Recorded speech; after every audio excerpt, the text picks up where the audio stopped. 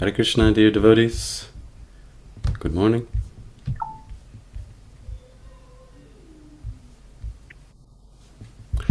Good morning, good morning. We've talked all night through. Good morning, good morning to you.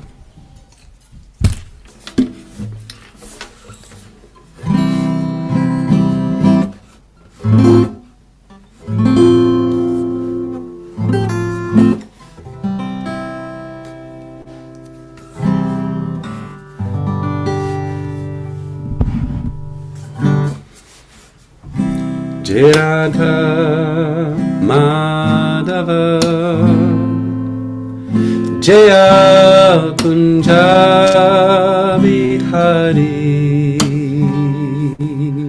Jaya Radha Madhava Jaya Kunja Bihari Gopi Janna Vallabha Jaya Girivaradhari Jaya Girivaradhari Gopi Janna Vallabha Jaya Girivaradhari Jaya Jaya Girivaradhari Jaya Yashodanandana Jaya Braja Janaranjana Jaya Yashodanandana Jaya Braja Janaranjana Yamuna Tiravanachari Jaya Kunja Bihari Jaya Kunja Bihari Yamuna Tiravanachari Jaya Kunja Bihari Jaya Jaya Kunja Bihari Jaya Radha Madhava Jaya Kunja Bihari Jaya Radha Madhava Jaya Kunja Bihari Gopi Janna Vallabha Jaya Girivaradhari Jaya Jaya Girivaradhari Gopi Janna Vallabha Jaya Girivaradhari Jaya Jaya Girivaradhari Jaya Yashoda Nandana Jaya Braja Janaranjana Jaya Yashodanandana Jaya Braja Janaranjana Jaya Yamuna Tiravanachari Jaya Kunja Bihari Jaya Kunja Bihari Yamuna Tiravanachari Jaya Kunja Bihari Jaya Kunja Bihari Jaya Jaya Radha Madhava Jaya Kunja Bihari Jaya Radha Madhava Jaya Kunja Bihari Jaya Radha Madhava Jaya Kunja Bihari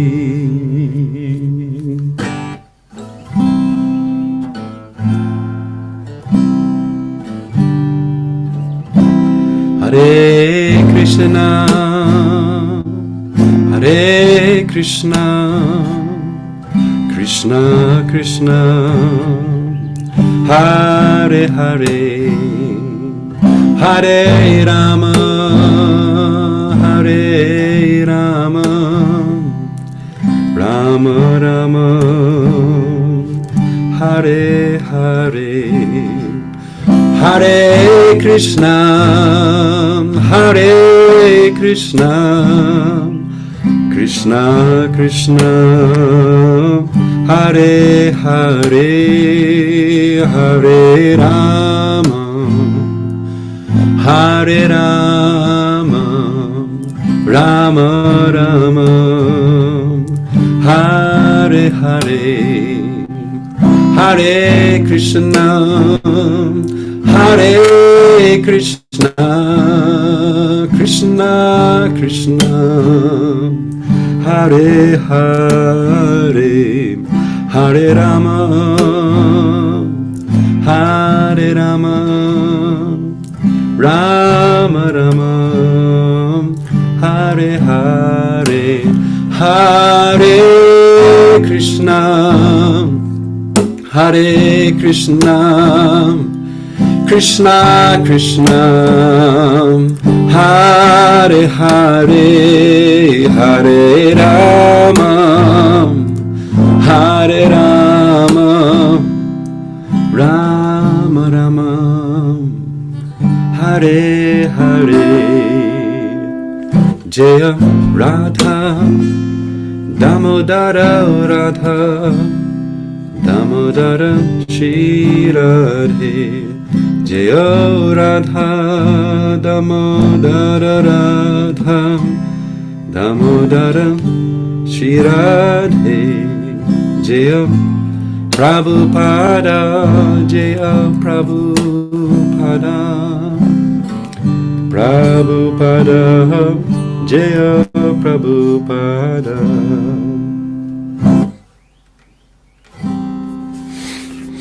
Shri Shri Radha Damodar Ki Jai Shri Shri Radha Madhava Ki Jai Jai Om Vishnu Pada Paramhamsa Bhivacharya Stottara Sata Shri Srimad Divine Grace Srila A.C. Bhaktivedanta Swami Prabhupada Ki Jai Jai Om Vishnu Pada Paramhamsa Bhivacharya Stottara Sata Shri Srimad Divine Grace Srila Bhakti Siddhanta Saraswati Thakur Goswami Maharaj Prabhupada Ki Jai Grantaraj Srimad Bhagavatam Ki Jai Nitai Gaura Premanandi Namam Vishnu Padaya Krishna Prasthaya Bhutale Srimate Devamrita Swamini Tanamane Pachari Purva Rakshancha Bhakta Charavinata Parartha Tapi Karunyam Yasa Sarvajtanamaha Namam Vishnu Padaya Krishna Prasthaya Bhutale Srimate Bhaktivedanta Swamini Tanamane Namaste Saraswati Deve Gauravani Pracharine Ne Vishesha Shunyavari Paschathyare Shatarine Om Namo Bhagavate Vasudevaya Om Namo Bhagavate Vasudevaya Om Namo Bhagavate Vasudevaya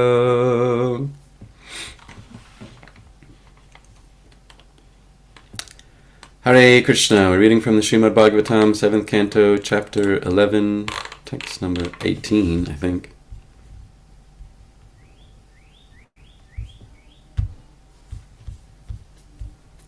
I apologize for being absent from Bhagavatam classes of late. I had a busy week with the Rath Yatra and then my family coming home. Involved a lot of early mornings and late nights. But here we are. Back to Nityam Bhagavata Sevaya. The Nityam means every day. That's Prabhupada's translation. Nityam usually means eternal. In the case of Bhagavatam class, he said, every day, rendering service under Srimad Bhagavatam. Okay, texts 18 through 20, a couple of verses here. Ritam ritabhyam jiveta mritena pramritena va satyan ritabhyam apiva na shvavritya kadachana ritam uncha shilam proktam amritam yad ayachitam mritam tu nitya yachna syat pramritam karshanam smritam satyan ritam chavanijyam shvavritir nicha sevanam Varjayat tam sada vipro rajanyascha jugupsitam sarvaveda mayo vipra sarvadeva mayo nripaha. Would anybody else like to recite the verses? Ritam brithabhyam jiveta britena pramritena va satyam ritabhyam apiva nashvavritya kadachana Ritam uchaishiram broktam amritam yad ayachitam mritam tu nityavachna syat pramritam karshanam smritam satyanritam javanijam shvavritir nicha sevanam varjayatam sada vipro rajan yascha yugupstitam sava veda mayo vipra Sarva Deva Mayo Nripaha. Thank you, Prabhu. Anyone else? Good opportunity to brute force the learning of Sanskrit and vocabulary. All right, then. We'll do the word-for-word translation. Rita amritam, Rita amritabhyam. Of the means of livelihood known as Rita and Amrita. Jiveta, one may live. Mritena, by the profession of Mrita. Pramritena va, or by the profession of Pramrita. Satyanritabhyam api, even by the profession of Satyanrita. Va, or na, never. Shvavritya, by the profession of the dogs. Kadachana, at any time. Ritam, Rita. Unchashilam, the livelihood of collecting grains left in the field or marketplace. Proktam, it is said. Amritam, the profession of Amrita. Yet which ayachitam, obtained without begging from anyone else. Mritam, the profession of Mrita. Tu, but. Nitya yachna, begging grains every day from the farmers. Syat, should be. Pramritam, the pramrita means of livelihood. Karshanam, tilling the field. Smritam, it is so remembered. Satyanritam, the occupation of Satyanrita. Cha, and. Vanijyam, trade. Shvavritihi, the occupation of the dogs. Nicha sevanam, the service of low persons, the Vaishyas and Shudras. Varjayat, should give up. Tam, that, the profession of the dogs. Sada, always. Vipraha, the Brahmana. Rajanyahacha, and the Kshatriya. Jugupsitam, very abominable. Sarva Veda Maya, learned in all the Vedic understandings. Vipraha, the Brahmana. Sarvadeva Maya, the embodiment of all the demigods. Nripa, the Kshatriya or king. Translation and purport by His Divine Grace, Srila A.C. Bhaktivedanta Swami Prabhupada. Srila Prabhupada Ki Jai. In the time of emergency, one may accept any of the various types of professions known as Rita, Amrita, Mrita, Pramrita, and Satya Nrita. But one should not at any time accept the profession of a dog. The profession of Unchashila, collecting grains from the field, is called Rita. Collecting without begging is called Amrita. Begging grains is called Mrita. Tilling the ground is called Pramrita, and trade is called Satyanrita. Engaging in the service of low-grade persons, however, is called Shvavriti, the profession of the dogs. Specifically, Brahmanas and Kshatriyas should not engage in the low and abominable service of Shudras. Brahmanas should be well acquainted with all the Vedic knowledge, and Kshatriyas should be well acquainted with the worship of demigods. Purport. As stated in Bhagavad Gita, Chaturvanyam maya shishtam guna karma vibhagashaha. The four divisions of human society were created by the Supreme Lord according to the three modes of material nature and the work ascribed to them. Formerly, the principle of dividing human society into four sections, Brahmana, Kshatriya, Vaishya, and Shudra, was strictly followed. But because of gradual neglect of the Varnashrama principles, Varna Sankara population developed, and the entire institution has now been lost. In this age of Kali, practically everyone is a Shudra, Kalau Shudra Sambhava, and finding anyone who is a Brahmana, Kshatriya, or Vaishya is very difficult. Although the Krishna consciousness movement is a movement of Brahmanas and Vaishnavas, it is trying to re-establish the divine Varnashrama institution. For without this division of society, there cannot be peace and prosperity anywhere.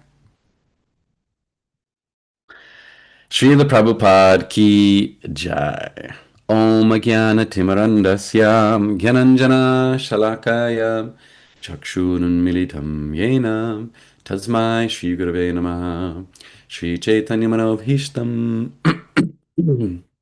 Stapitam Yena Bhutale Swayam Rupa Kadamayam Tadati Svapadantikam Vandeham Shri Guru Shri Yuta Parakamalam Shri Gurun Vaishnavamscha Shri Rupam Sagrajatam Sahagana Raghunatanvitam Tam Sajivam Sadvaitam Savadutam Parijana Sahitam Krishna Chaitanya Devam Shri Radha Krishna Padan Sahagana Lalita Shri Vishakanvitam Scha He Krishna Karuna Sindhu Dinabandhu Jagatpate Gopesha Gopika Kanta Radhakanta Namostute Tapta Kanchana Gaurange Radhe Brindavaneshwari Vrishabhanu Sutta Devi Paramami Hari Priye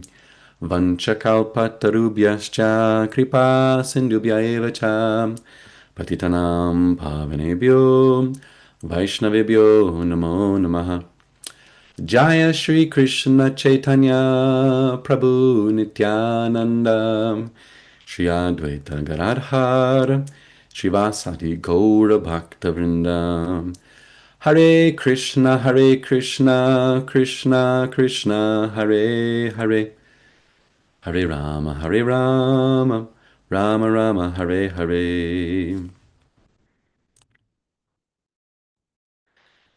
Jai Hare Krishna. So in this section of Srimad Bhagavatam, we're learning all about Varnashrama, or as the chapter title says, the perfect society. Srila Prabhupada had concern for creating Varnashrama, a perfect society, as he says in this purport, for without this division of society, there cannot be peace and prosperity anywhere. Now, naturally, all of us have a lot of faith in Srila Prabhupada. We simply have to have faith in that statement because we've seen neither a society with peace and prosperity, nor have we seen a society where Varnashrama is the standard. But Prabhupada has a very good track record of being right, so we should believe it. Without this division in society, there cannot be peace and prosperity anywhere. It sounds counterintuitive, more division and yet peace and prosperity. This is in contrast, of course, to some of the other philosophies of social organization, which have their heyday, but then ultimately fizzle, pop, and burst into chaos. But the sense that everyone is equal materially is simply impossible. It simply does not work. Nor is that really the American plan, according to our founding fathers here in the United States of America.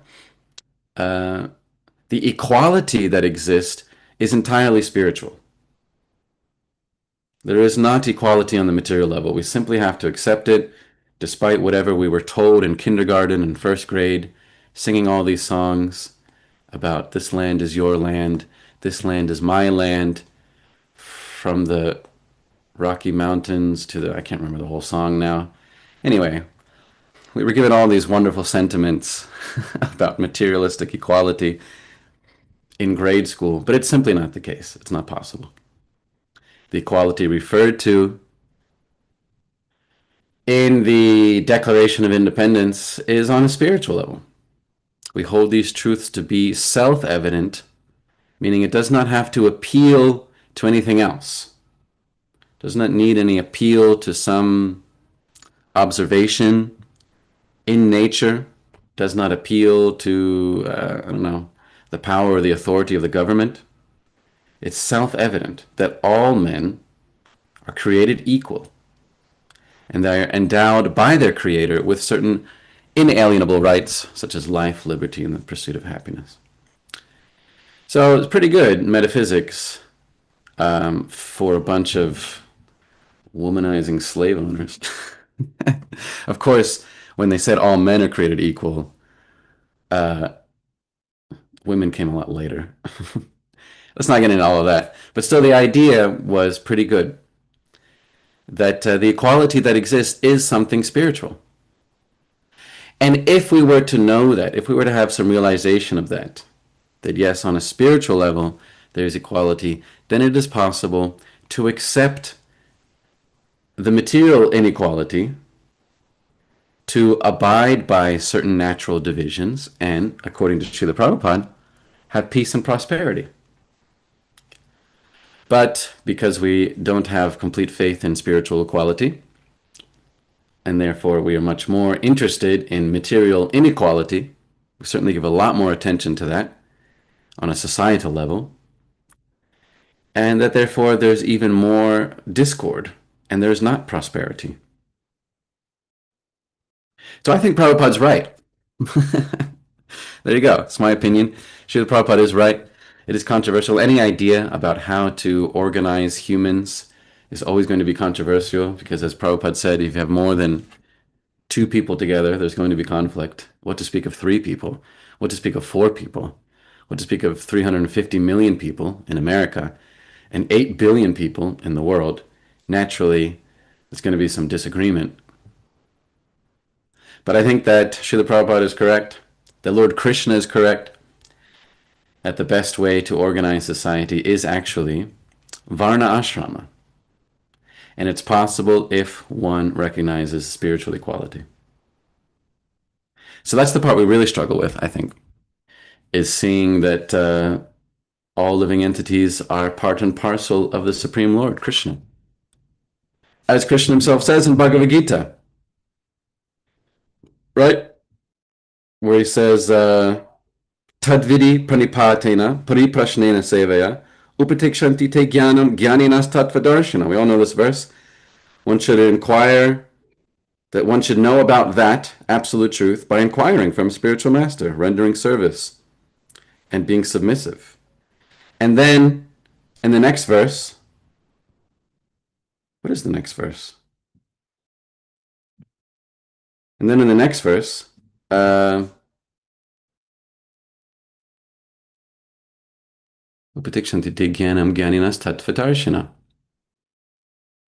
is the next verse? Can someone remind me?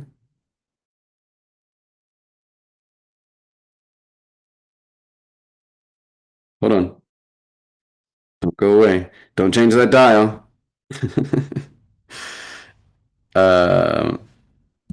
Oh, Yajgyatva na punarmoham.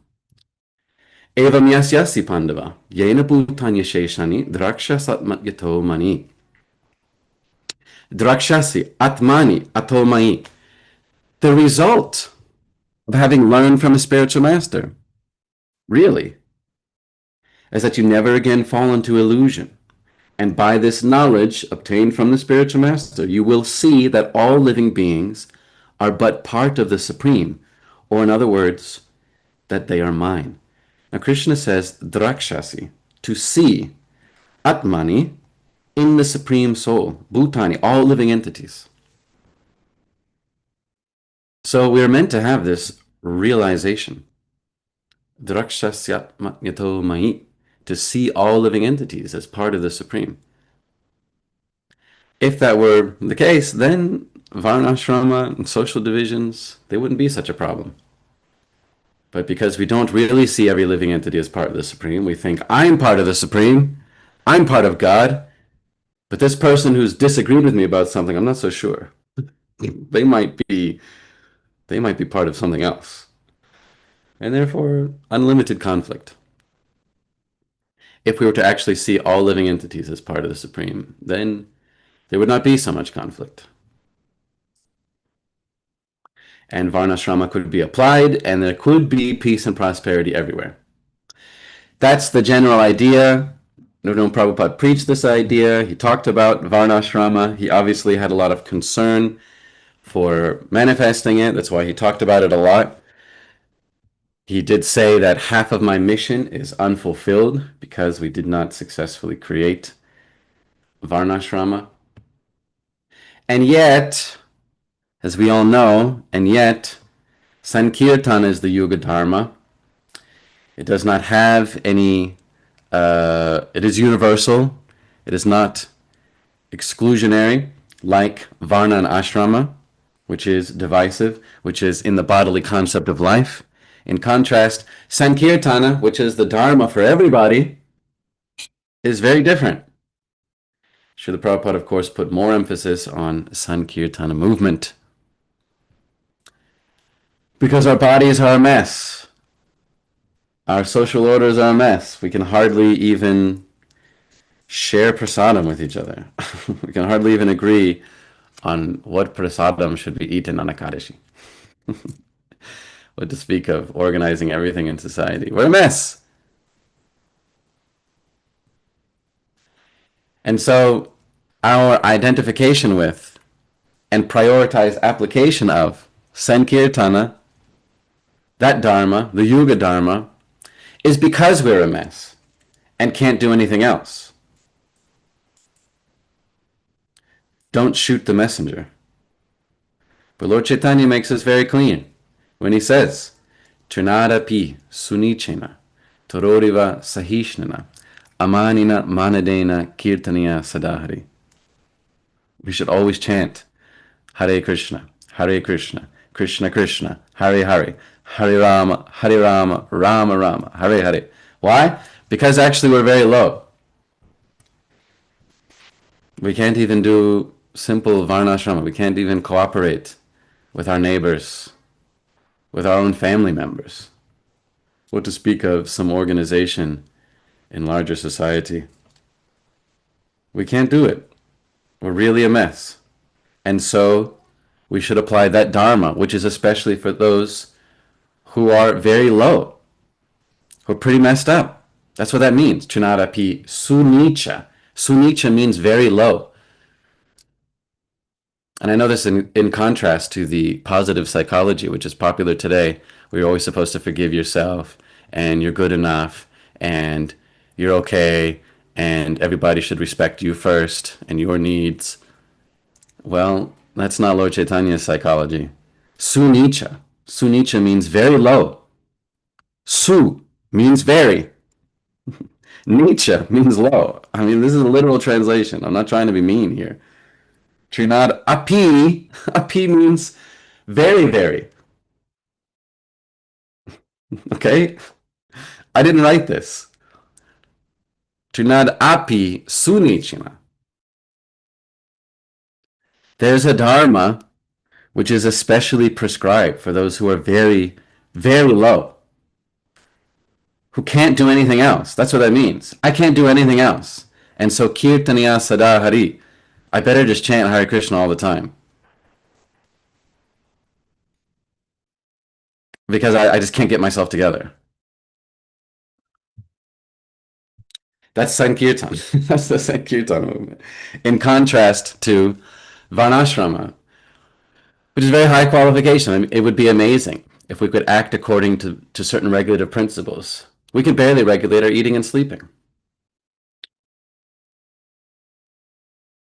What to speak of regulating some economy based on Varnas? I mean, that's what that means. The Varna is an economy.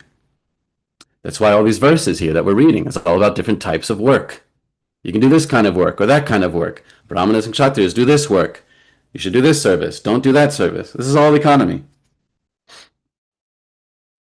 which requires principles, requires organization. You know, we can barely wake up. We can barely eat in a regulated way. Let's be honest. And so there's a particular dharma which is prescribed for those who really can't do anything else. Then we can embrace Sankirtana. Like, this is it. I've got to chant the holy names in any opportunity I get. That's what that means. Trinadapi sunichina taroriva sahishana. I can't do anything else. Brahmanas, Kshatriyas, sure, I wear this string, this noose around my neck. Just, but am I a Brahmana? Come on. Am I a Brahmana? What is a Brahmana? Who knows? There's 12 qualities. Do we even know them? So many of us who've taken second initiation are supposed to be Brahmanas, supposed to worship the deity form. Who even remembers what are the 6 types of Brahminical work?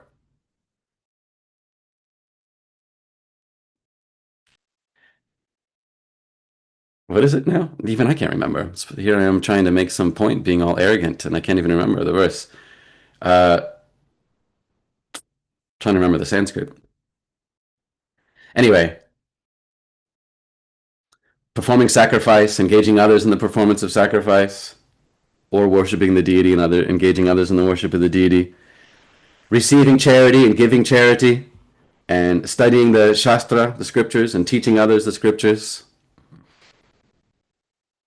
These are the 6 types of Brahminical work. 12 Brahminical qualities. Dharmascha satyam cha damastapascha amatsaryam hrishtitikshana yagyascha danam cha driti shutam cha vratani dvadasha brahmanasya. 12 Brahminical qualities. Come on, how many have we got?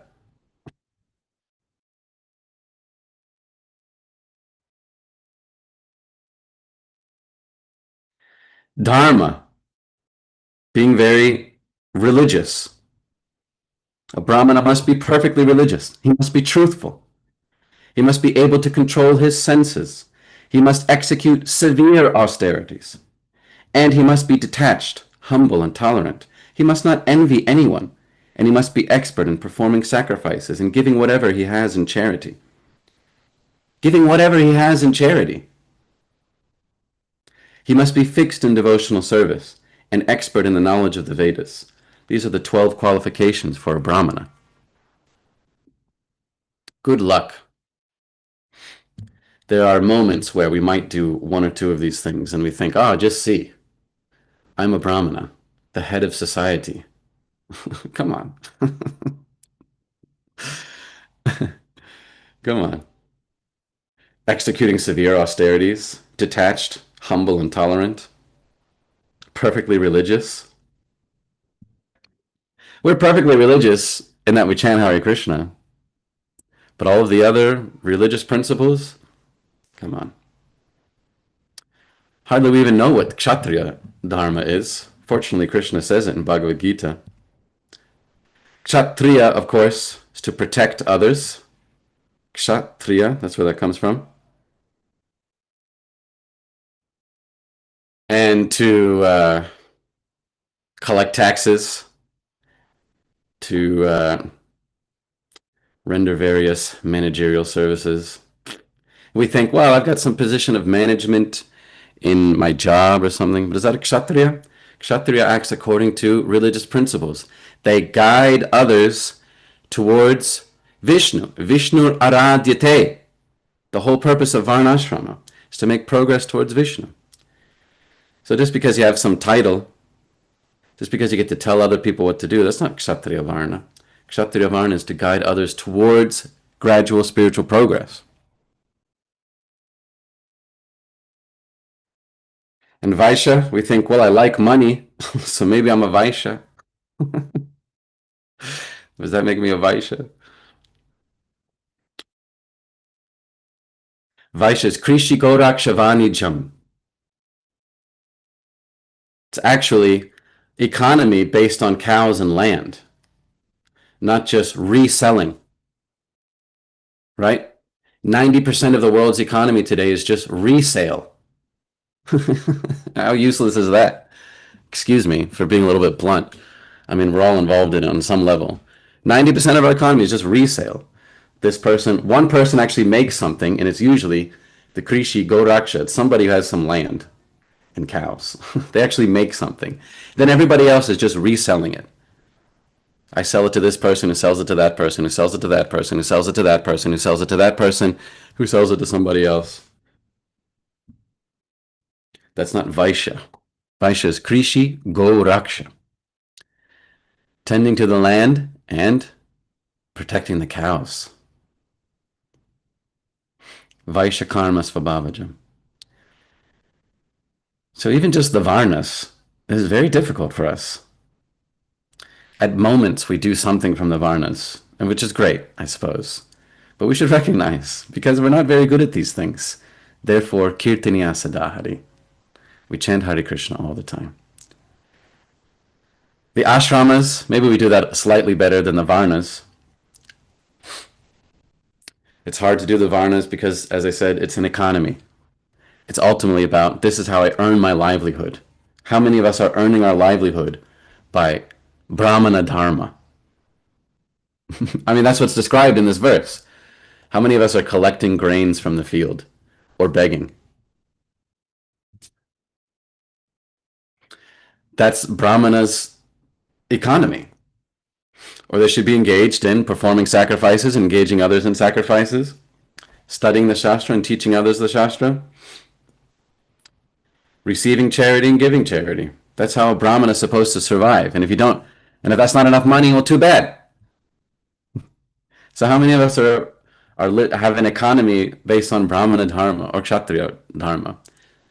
No, at best, if we have some time in the day outside of just working a job, that you can act according to your dharma. Well, that's great. But hardly anyone is having a full occupation, covering all of their financial needs according to their dharma, according to some varna.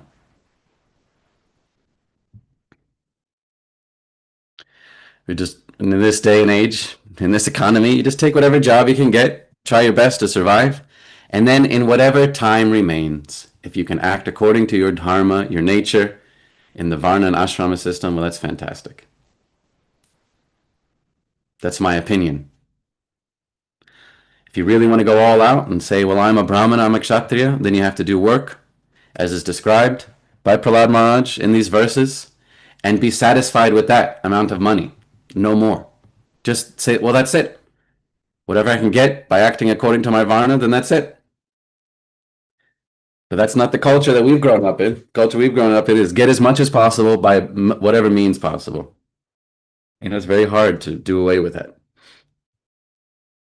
But if you can be satisfied with collecting grains from the field, then I'll say you're really a Brahmana. Hare Krishna. Let's be honest, this is very, very difficult. It's very difficult for us to do this. And so therefore, Kirtaniya Sadahari, we should just chant Hare Krishna all the time. Prabhupada spoke about the Varnashrama system, however. I mean, it's very easy for me, I'm just Bhakti Yashadev, just like trying my best to wing it in Krishna consciousness. It's very easy for me to just dismiss the whole thing, Varnashrama. And I know there's these two camps. Some, like me, just find it very difficult to believe that this could ever happen. Varnashram system. And I don't know, definitely more focused on chanting Hare Krishna, trying to get others to chant Hare Krishna. And there are some who, glorious devotees, who are trying their best to analyze the Shastra, to see the ways that it can be applied, to make it happen, or be prepared for that inevitable societal collapse when there might be a real opportunity to plant the seeds of something new and better, like the Varnashrama system. However, Srila Prabhupada did speak about Varnashrama, and I think there's a good reason. I think there's a very good reason that Prabhupada spoke about Varnashrama, gave a lot of emphasis on it. He didn't give a lot of emphasis on some other things that there could be more emphasis on, but he did put a lot of emphasis on Varnashrama, and I think there's a good reason. This is my personal speculation, is that Prabhupada is a preacher through and through. And I have just a tiny, tiny, tiny little bit of experience, nothing compared to Srila Prabhupada, but I know that when you're trying to preach to people, you're trying to give them Krishna consciousness, you're trying to help someone to climb out of ignorance and darkness and self-destruction, to understand the nature of God, of Krishna especially, you naturally see the things that are holding them back. You naturally see that, well, if they weren't just so messed up in all these different ways, then they might be able to accept Krishna consciousness more readily. I mean, that thought naturally comes to your mind when you're out there trying to connect people to Krishna. And you see how distraught so many people are. When you really just face to face with the horrors of the Kali Yuga, the horrors, the effect that it's having on people, how messed up they really are. I mean, to really see that, you got to get out there, talk to them about Krishna, and see face to face how messed up people really can be. When you're doing that, naturally you think, well, God, if this person just kind of had their life in order a little bit, if they just had a bit of organization, a bit of system in their lifestyle, you know, like some fundamentals, then they would be able to accept this Krishna consciousness. I think it's very natural for those who are preaching Krishna consciousness to think like that. This person could just organize their health and well-being a little bit, just get their schedule, get a bit of a routine. Then they might be able to focus enough to chant the holy names of the Lord.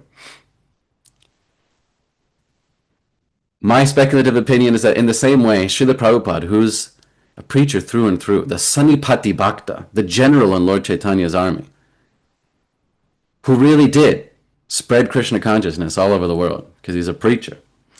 I think he saw the situation that people are in. He saw how difficult it is for some to take up Krishna consciousness. And that if they had some better system in their lives, like Varnashrama, then they would more easily take up the process of bhakti. But the fact is that people nowadays are so messed up that even a simple thing like chanting the holy names is very difficult for them. It might seem strange to us because most of us have been chanting Hare Krishna every day for years and years and years. We see no end to it. Now it's as routine as breathing and eating, more so even. But for some people, it's very difficult, even just to sit down, hold a japa mala in their hand, to chant the holy names, to regularly attend Sangha with the devotees. Their lives are just so chaotic, so up in the air, so flimsy. I'm not trying to be insulting. I'm not trying to be critical. I feel compassion for these persons. I think in the same way, Srila Prabhupada, feeling so much compassion for how irresolute people are, how weak so many people are. They've got nothing stable to hold on to, nothing stable at all. And therefore it's very difficult for them to do even the easiest thing, like saying, Hare Krishna. This is the truth, my dear devotees. This is the reality. And I dare say that, if we're not out there regularly trying to connect with these people, it might be easy for us to forget just how messed up it is out there. Some people cannot even get themselves together to get out of bed, to do a simple routine. Some people cannot even bathe themselves before they go somewhere. I hear this. They tell me, I couldn't even take a shower. I don't know, I forgot to eat. There's a lot of people live like that. If they had some routine in their lives, if they had some system, if they had some boundaries, some guidelines, which is the Varnashram institution, then they might have at least enough foundation to be able to apply Krishna consciousness, to make progress towards Krishna. I think in this way, Srila Prabhupada, he talked about Varnashrama a lot. He wanted Varnashrama to happen. I think he saw that this will really help people to at least get to a position where they can chant the holy names and not be so disturbed. They're so disturbed that they're out here killing themselves. That is a symptom of the level of disturbance that people in America, young people in America, born to relatively affluent parents. I mean, pretty much everybody born in America is already, quite a step above so many other people in the world. And yet people in America, born to relatively affluent parents with relatively a lot of opportunities in life, are out here killing themselves in record numbers.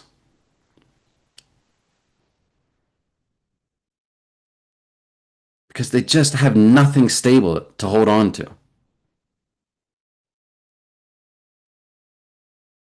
I've told you, dear devotees, before about one person who's coming along to our center, and every week she would tell me, Yashadev, I'm going to kill myself. Every week. Her name was Luna. And I said, Luna,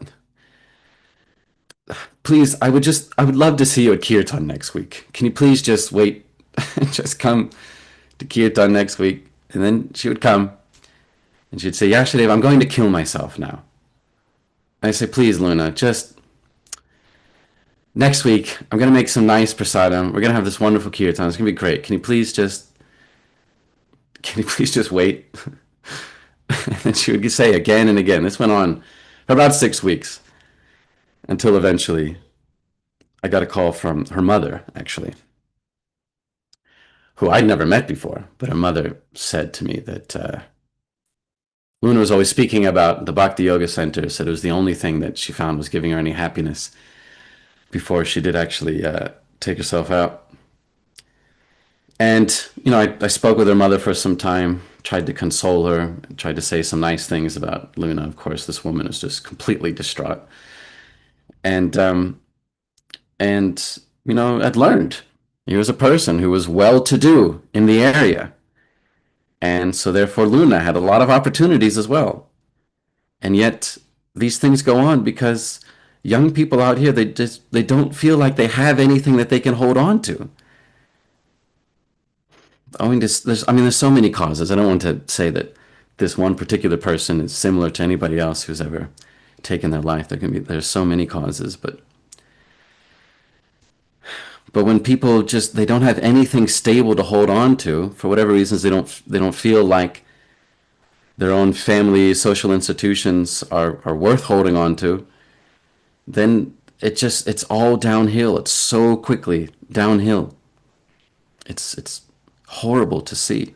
And I think Srila Prabhupada, just seeing how horrible that is, this abyss, this bottomless pit, where people, having let go of any social institutions, just go straight down, adanta gobir, vishatam tamishram, just gliding towards hellish existence.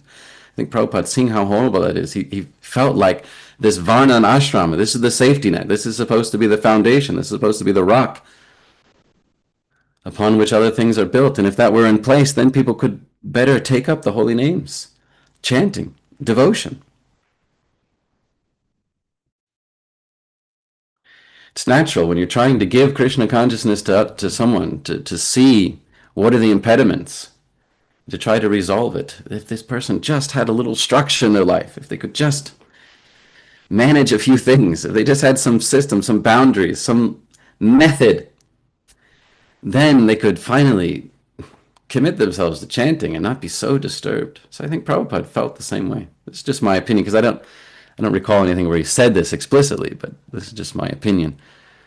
I think he felt this way, and therefore he was adamant about Varnashrama. He was trying to encourage it a lot. He had a lot of faith in it. We certainly haven't done it, but I think that in no way diminishes Prabhupada's 108% commitment to the Sankirtan movement, the Yuga Dharma of this age. There's no doubt that Srila Prabhupada was 100% all about pure devotional service. Whereas Varnashrama is karma yoga. It is the bodily concept of life.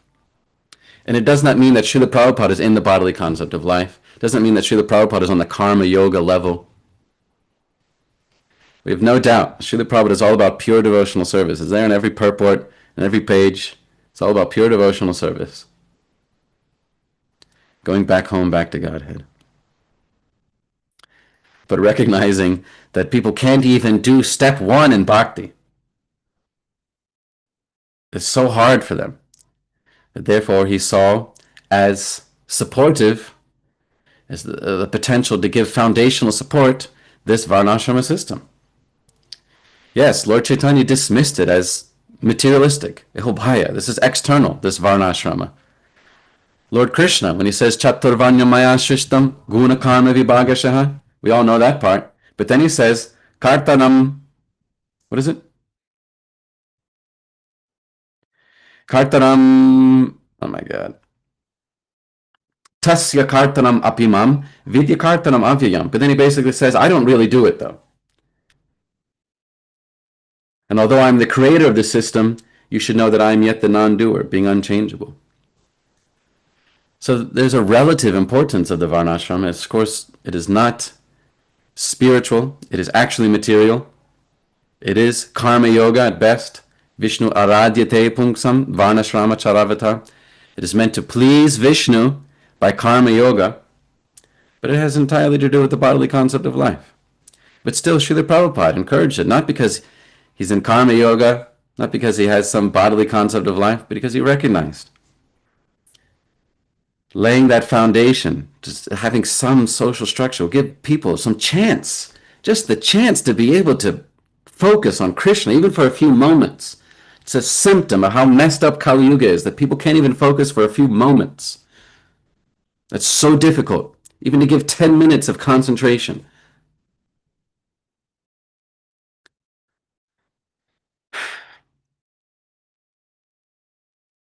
So, dear devotees, we've been put to task by Srila Prabhupada, and he's given us quite a mission. There's no doubt about it. And if we consider ourselves part of Srila Prabhupada's mission, then we have to do this. We have to preach Krishna consciousness. In some cases, preaching Krishna consciousness might mean helping them to take up Varnashrama, giving them some sort of structure, helping them to create some system, have some principles, some boundaries, as is being described by Prahlad Maharaj in these verses of Srimad Bhagavatam. That's what this Varnashrama is for. But if we are so low that we can't even do that, but have faith, then we can chant Hare Krishna.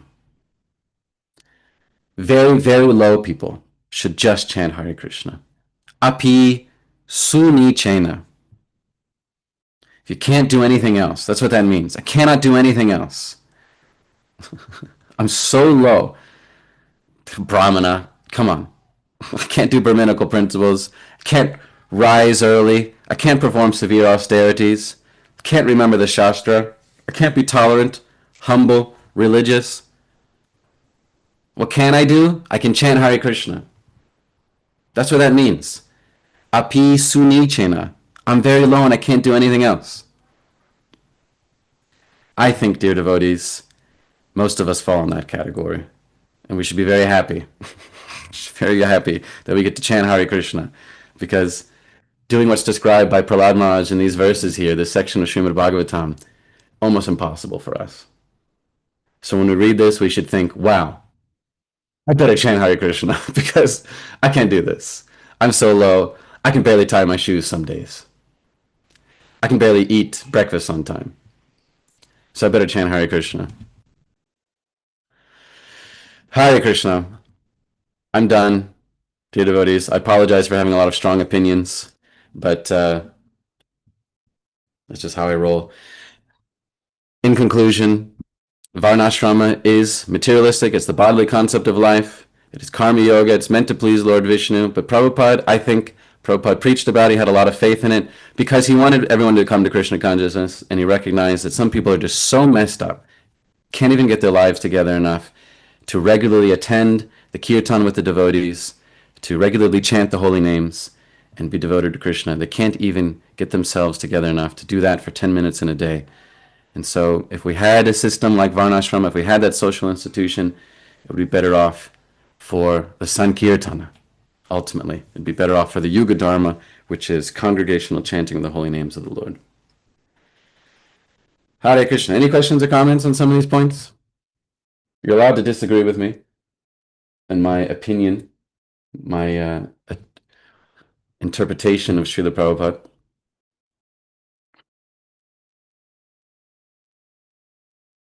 Thank you, Sachi Devi. We missed you at Rath Yatra. I was looking for you. I missed Rath Yatra too. Hare What Krishna. to do? Hare Krishna. So you owe us one Janmashtami at least. We'll see. Hare Krishna, dear iPhone 53 Prabhu. Do you have some comments? Hi, Bull. This is Kal Sarup. Hi, Prabhu. So on this point about Varnashram being materialistic, so this is something that I've thought about. I'm not, it's a genuine question. I'm not positing a opinion one way or another. So of course, we do hear that Varna and Ashram are on a material platform. But there are these other statements, for example, even at the beginning of the Bhagavatam, it says everything described in the Bhagavatam. The Bhagavatam kicks out all Kaitava Dharma. It kicks out everything that doesn't have to do with the devotional service to the Supreme Lord. And yet there's all these descriptions of the Varnashram system. And, there are descriptions in Bhagavatam and even in Chaitanya Charitamrita where it describes, reaching Krishna by performing your duties in the Varnashram system. Of course, we understand that's a gradual reaching Krishna, which seems to be that on that side, it is spiritual. So is Varnashram actually material if it's described in the Srimad Bhagavatam? I'm just going to stick with what Lord Chaitanya said explicitly. Of course, a lot of this, it's how we interpret certain vocabulary words. What is material? What is external? Sometimes things are lost in translation. But Lord Chaitanya says "eho bhaya" to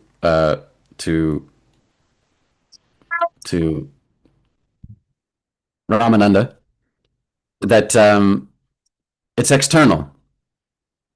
But we should recognize, and what makes the yoga culture somewhat different from the other religious traditions we're familiar with, is that the yoga culture is all about progress from one stage to the next. Practically half of the 12th chapter of Bhagavad Gita is about this. Krishna's talking about, if you can't do this, then do this, then do that, do this. We can make steps, we make progress. For those who are on a very materialistic level, for them, progress is to apply Varnashrama, and they'll gradually come up to higher levels, more pure devotion. Like Lord Chaitanya is saying, what does he say? I'm not a Kshudra, I'm not a sannyasi, I'm not a Brahmana, I'm not a Vaishya, Gopi Bhartu Padakamalayur Dasa Dasa Anudasa. I'm just the servant of the servant of the servant of the lover of the gopis. So there is one level, and then there's further levels, and there's progress to be made. So if Varna and Ashrama is connected to Krishna, then it's not material. Vishnu aradite punksam. Ultimately it is meant to please Vishnu, but that's not automatic. There are brahmanas out here, they're not trying to please Vishnu. Yeah, of course. Yeah. So, so that's certainly progress. If someone who adopting some social institution then thinks, well, let me give a little bit to the Lord, then that's certainly progress. But of course, further progress is to become pure devotee without any bodily concept of life, only concerned with what I can do for Krishna. Karma yoga is that I like this thing, let me also offer it to Krishna. Bhakti yoga is Krishna likes this thing, let me just do whatever Krishna likes. It doesn't matter what I like. So, I don't know, that's my roundabout answer. I hope that satisfies Kalash Prabhu. I'm certainly no expert in Varnashrama. As I said, I'm certainly more on the side of let's just do Sankirtan, let's just chant Hare Krishna, because I don't know if we'll ever pull this off.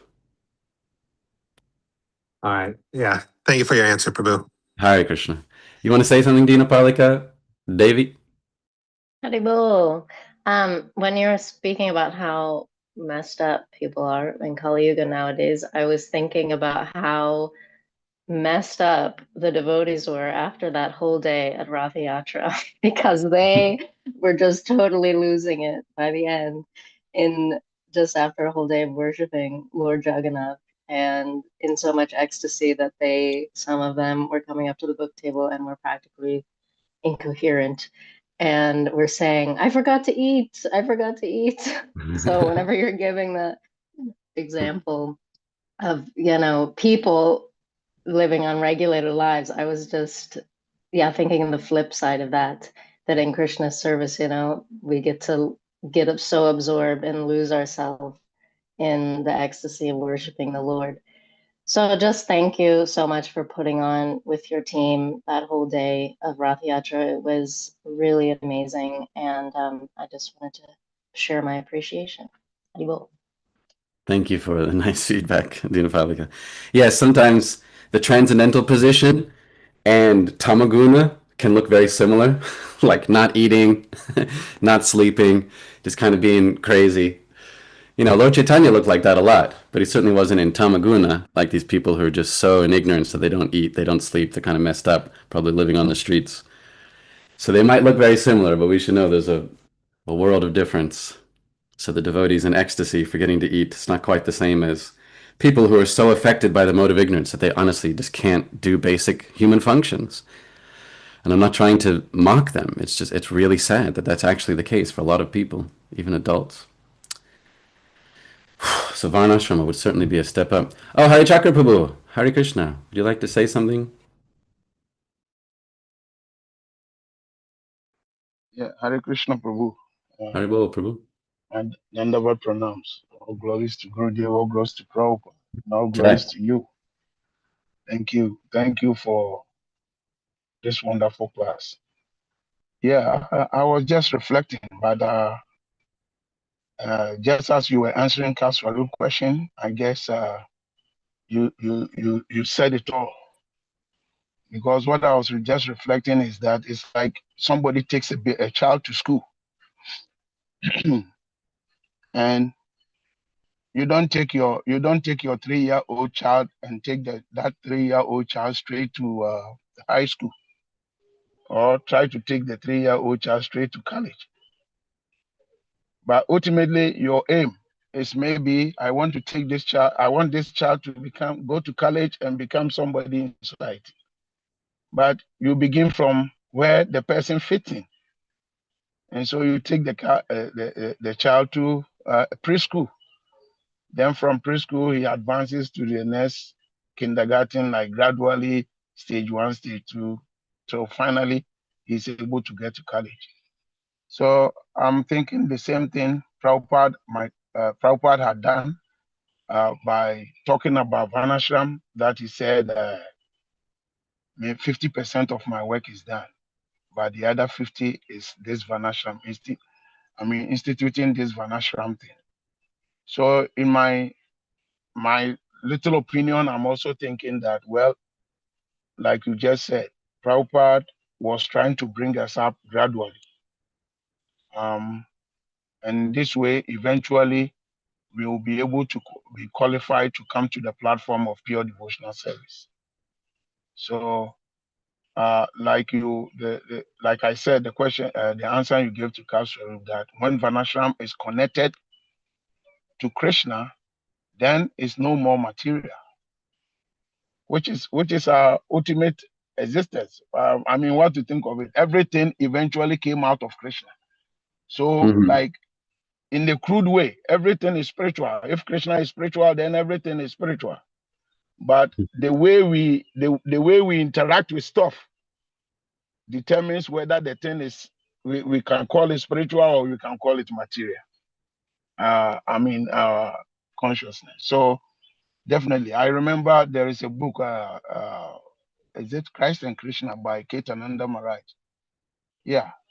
In that book, he was explaining that even the worshippers of Kali, as long as they remain in the house of the Vedas, gradually they will rise up gradually and eventually come to the platform of devotional service. So I think Srila Prabhupada was such an expert preacher that irrespective of where you are, the level that you are, Prabhupada gave this Srimad It's Bhagavatam delicious. and Bhagavad Gita his purpose.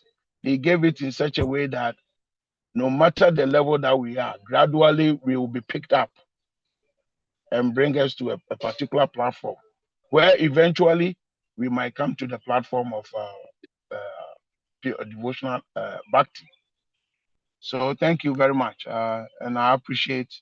It's not like what you said. Well, I think I perfectly agree with you. It's not like Prabhupada is some materialistic person who wants to engage us in material activity. But I mean, if somebody has nothing, then you start the person with something. Mhm. In this way, we make progress. So thank you very much for the class. Hare Thank you, Krishna. Prabhu, for sharing your thoughts on the subject. Yes. I guess we're all in agreement. So let's go on with chanting Hare Krishna, of course. And I mean, we'll always continue discussing Varnashrama because, as Kalaswarupa is saying, it is in Bhagavatam. There's quite a lot of it. So that discussion will always go on. Whether or not we'll really actualize it somewhere is yet to be seen. I think there are some devotees around the world who have made some progress in trying to put together bits and pieces. And I don't know, maybe someday it'll happen. Personally, I'm pretty dumb. And so I just chant Hare Krishna. It's kind of like the level I'm at. Just eating prasadam and chanting Hare Krishna. I'm not really good at anything else. But I have faith. Prabhupada says it. I have a lot of faith in Srila Prabhupada. So he says, without this division of society, there cannot be peace and prosperity anywhere. So I have faith that it could happen. It should happen. I'm just hoping that there are other better devotees who will make it happen, because it's probably not me. Nice, buddy. Thank you. All right. Should we finish there? Nice to see you, Sati. Coming all the way from, where are you? Gita Nagari's own Sati. Ah, I'm in North Carolina. You're in North Carolina. Okay. Practically returned to Gita Nagari. It's just a hop, skip, and a jump away. One day. Hare Krishna. Hare Krishna. Oh, Tarika Prabhu has something to say as well. Oh, wow. We're way over time. But you please, Tarika. I'm not working today, so you can. Yeah, maybe I should save this for another day.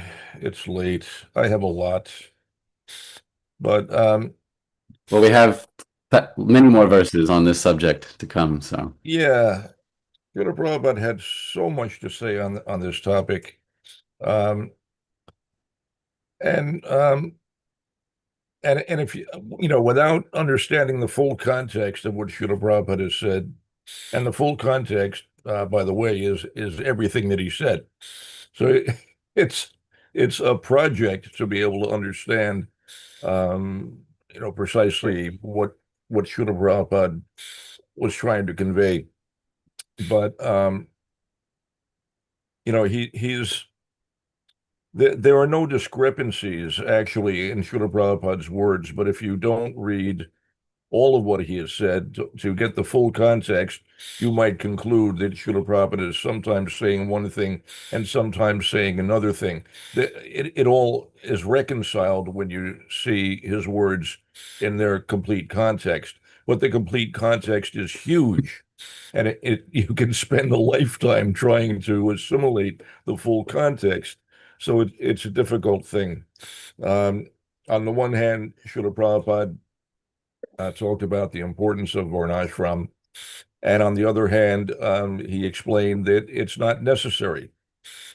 He said that, when he came to the United States and began preaching, there was no Varnashram. He did not attempt to introduce Varnashram.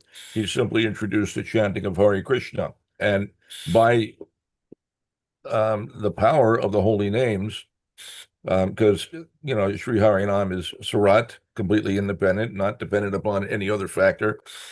By dint of the holy name alone, so many devotees were made, and that simply chanting Hare Krishna alone is sufficient. But he also made the point that even by chanting Hare Krishna, you can elevate apparent Shudras to the platform of Brahmana. They sometimes fall down. And so, therefore, the system of Varnashram is valuable as a safety net, as a means to assist, to make it easier, and to capture those who are far below the platform of Vaishnava, even those who are not able to chant Hare Krishna, even a Shudra can be gradually elevated to Krishna consciousness by I love it. performing the duty of a Shudra perfectly. Mm. So, it's a wonderful system. It's a valuable system, but for the Vaishnavas, it's not necessarily particularly important. We have a superior system. Simply chanting Hare Krishna is vastly superior to Varnashram, but Varnashram can help. And for people in general, Varnashram is valuable. For the people who are not going to chant Hare Krishna, Varnashram will gradually elevate them to the point where they can chant Hare Krishna. But anyway, there's so much that can be said on this topic. Srila Prabhupada has made so many valuable points.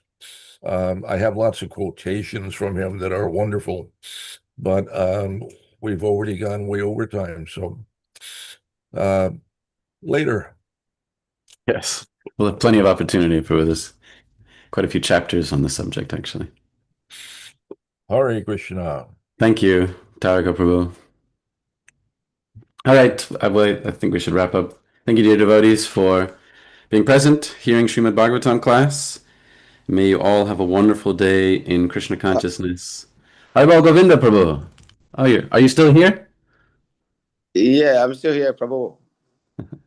I'm still here. I'm here. Thank you so much for your service, helping with the Rath Yatra. I appreciate you so much. Oh, thank you, Prabhu. Thank you for tolerating me. I'm here to take your association, and I really love your class. I was going to ask, and my respectful obeisances to you and my obeisances to the devotees. I was going to ask,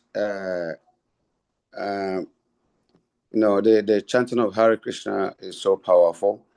The mantra is very powerful, and we know it has taken millions from the platform of darkness to light. And, it's very hard for someone who's a drug addict to give up drugs, meat eating, intoxication, gambling, illicit sex life.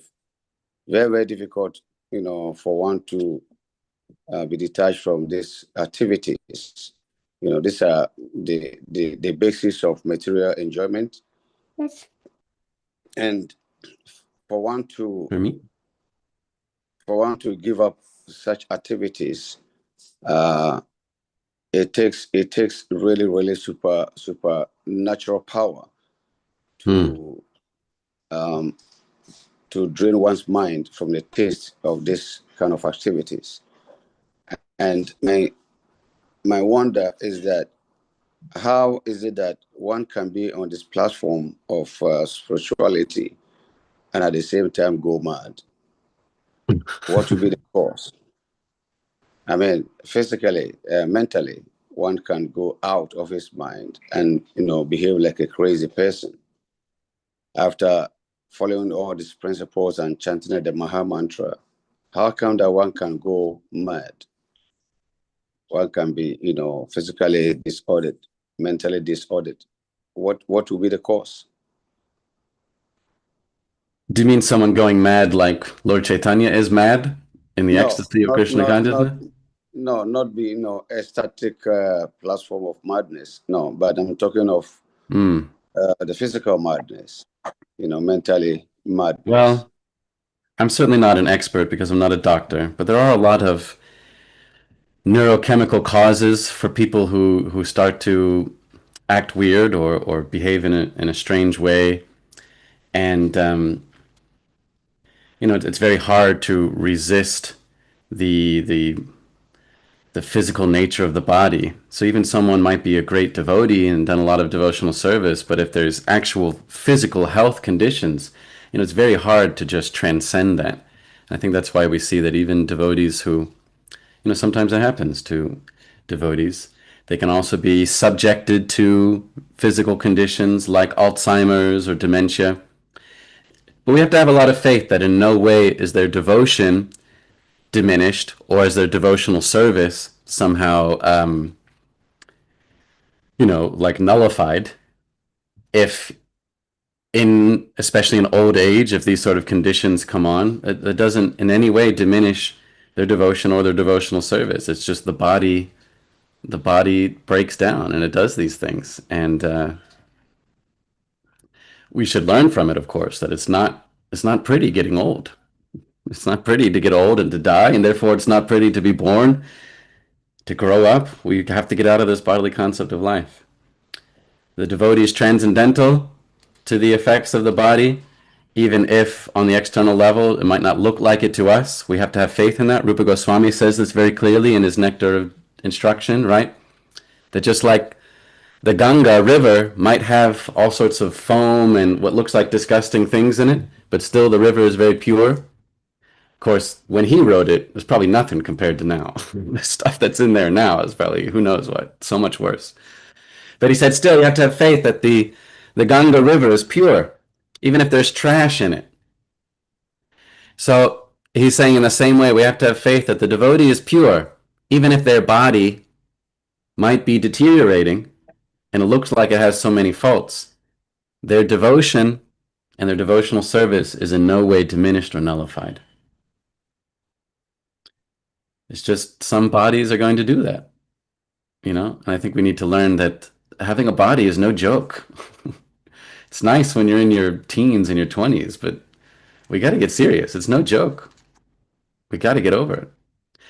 That's what I think, Govinda Prabhu. It's unfortunate that some persons, the karma of their body is that it has to go through something like that, like madness or some insanity or some dementia or some Alzheimer's, but having faith in Rupa Goswami's instructions, that person is still pure. Even if superficially, externally, it looks like their body is deteriorating or the mind is deteriorating. All right. Thank you, Prabhu. That's just my perspective. I'm not a doctor, of course. There's a lot going on medically with those sort of situations as well. But I have faith in what Rupa Goswami says, and I think we should try to appreciate that instruction of his. Yeah, that has that kind of a relation to a devotee following the principles and engage seriously in devotional service, and this, at the same time can be allured by the negative forces like witchcraft and stuff like that. So sometimes a devotee may be wondering that this process is very powerful, and the person is actually, following the process, and at the same time can be drawn down by these negative vibrations. So one may ask, what can be the cause? Of course, Krishna says protecting his devotees, and he does protect his devotees. But how come that you follow the 4 regulatory principles, chanting 16 rounds, and same time this devotee can be allured by these negative forces? How is that possible? How does that happen? Yeah, it's amazing. Prabhu, what to speak of us, even some of Lord Chaitanya's personal associates were affected by, what were they called? The Bhattaharis? You know, you're talking about witchcraft or some negative energy. Yes. So Yeah. there's these Bhattaharis, they do stuff like that. And they took away one of Lord Chaitanya's own associates. Lord Chaitanya had to go and try to drag him back. So what we should learn from this is that padam padam yadvipadam natesham, every part of this material world is dangerous. And we shouldn't think that just because I've got my spiritual name and I wear my tulasi neck beads that now I'm immune and I'm not in any danger anymore. Well, there's always danger, you know, and how someone who is a devotee might somehow fall down because of negative energies is a very dynamic thing. It might be their karma, it might be Krishna personally teaching them some lessons. There could be a lot involved there, but we should always learn from this that being in this material world is no joke. We have to really take shelter of Krishna every day, and we shouldn't think, well, now I'm safe. You know? Like if you're in a war zone, you never think, well, now I'm safe. There might not be bullets flying at this very moment. You know, in a war, there aren't bullets all the time. There could be several days or weeks where nobody's shooting each other, but you're still not safe. So we should think, I'm always in danger in this world. I have to always take shelter of Krishna. Nobody's safe here. Anyway, those are just some thoughts. There's, of course, so much more that could be said. But let's take shelter of Krishna. I know that much. This part I'm 100% sure of. Let's take shelter of Krishna and chant Hare Krishna. That I have no doubts about. Hare So Krishna, Prabhu. Thank we'll you. finish. Thank you, Govinda Prabhu. Thank you, dear devotees. Krantaraj Srimad Bhagavatam ki jai. Srila Prabhupada ki jai. Nita Gaur Premanandi. Hari Hari Bol. Oh.